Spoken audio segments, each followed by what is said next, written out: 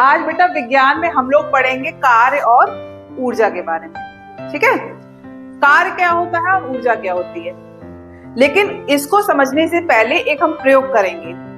मैंने क्या किया है, एक ईंट ली है। ठीक है, अब कोई बच्चा आएगा और इसको सरका के इधर लाएगा।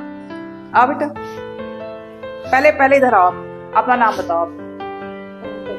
ठीक है, अब पंकज आप इसको ऐसे 2-3 उंगलियों से खिसका के यहाँ लाओ।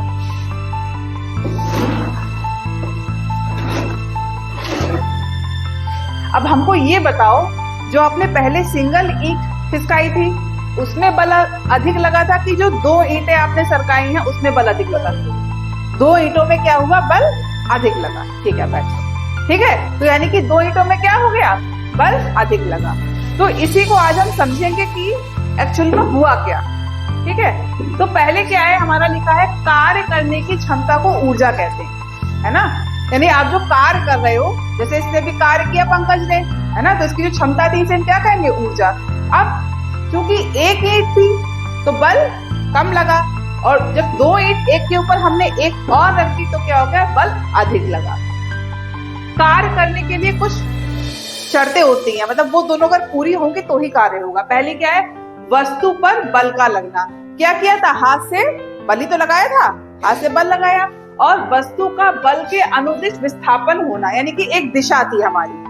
पहले तो बल लगा, ठीक, और एक दिशा थी। दिशा क्या थी, ए, मान लो ये ए है और ये बी है, ए से बी तक लाने में क्या लगा, बल लगा, और एक दिशा थी।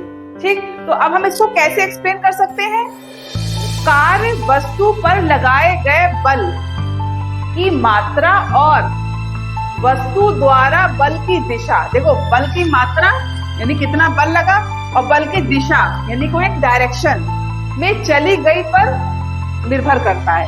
जब ये दोनों चीजें कंडीशन पूरी होंगी तो क्या कहलाएगा, हमारा कार्य का होना कहलाएगा कि हमने कार्य किया। ठीक है, नेक्स्ट क्या है, अब इस कार्य का एसआई मात्रक क्या होता है, याद रखिएगा, कार्य का एसआई मात्रक जो होता है वो क्या होता है, जूल। इंग्लिश में ऐसे लिखते हैं, JOULE। ठीक है, ये क्या है, कार्य का एसआई मात्रक।